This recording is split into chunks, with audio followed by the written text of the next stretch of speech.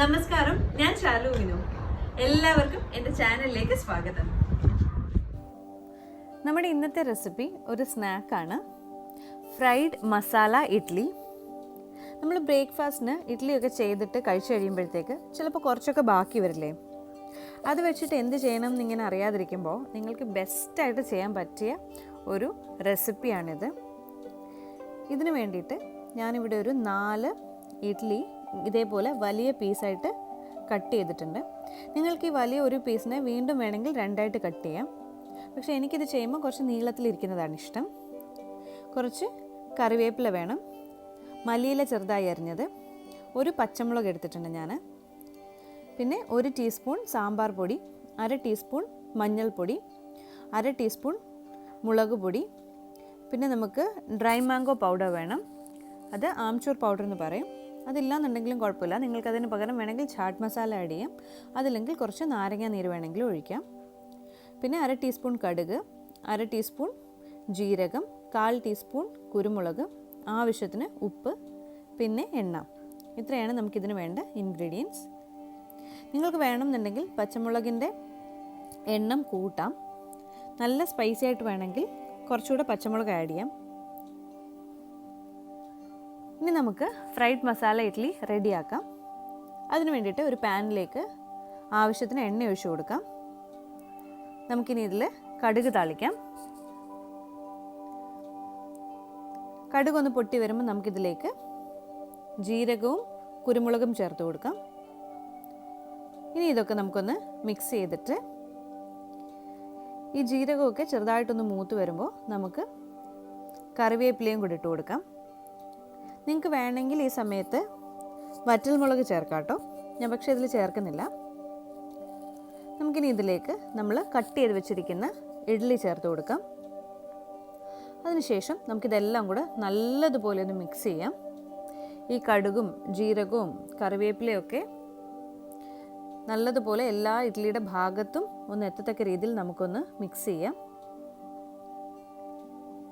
ഇനി ഇത് നമുക്കൊരു 3-4 മിനിറ്റ് മീഡിയം ഫ്ലെയിമിൽ വെച്ചിട്ട് ഒന്ന് ഇളക്കി കൊടുക്കാം.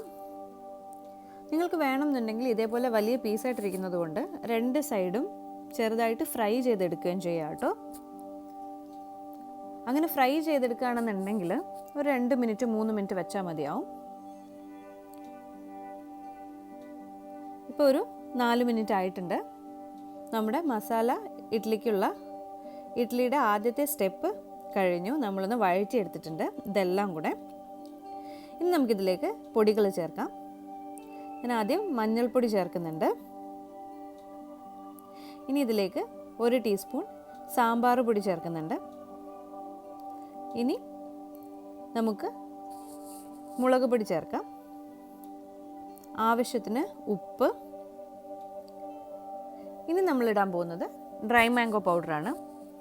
ശരിക്കും ഈ ഒരു പൗഡറാണ് നമ്മളുടെ ഈ റെസിപ്പിയിൽ നല്ലൊരു ടേസ്റ്റ് കൊടുക്കുക. നിങ്ങൾക്ക് ഡ്രൈ മാംഗോ പൗഡർ ഇല്ലെങ്കിൽ ഞാൻ പറഞ്ഞ പോലെ ചാട്ട് മസാല ആഡ് ചെയ്യാം. ഇത് രണ്ടും ഇല്ലെങ്കിൽ നമുക്കിതെല്ലാം ചെയ്ത് കഴിയുമ്പോഴത്തേക്ക് ഇതിന് മേലെ കുറച്ച് നാരങ്ങയുടെ നീര് ഒഴിച്ചു കൊടുത്താലും മതിയാവും. ഇനി നമുക്കിതെല്ലാം കൂടെ നല്ലതുപോലെ ഒന്ന് മിക്സ് ചെയ്യാം.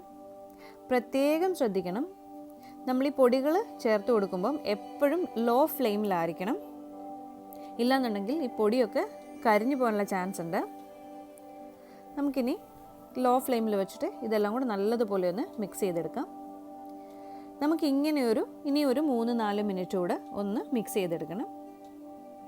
അതായത് നമ്മുടെ ഈ പൊടികളുടെയൊക്കെ പച്ചമണം ഒന്ന് പോകുന്നത് വരെ ഈ ഇഡ്ഡലിയിൽ, നമ്മൾ ഈ ഫ്രൈ ചെയ്ത് വെച്ചിരിക്കുന്ന ഇഡ്ഡലിയിലെല്ലാം നല്ലതുപോലെ ഈ മസാല ഒന്ന് കോട്ടാവുന്നത് വരെ, അതിനുള്ള ടൈമാണ് ഒരു 3-4 മിനിറ്റ്.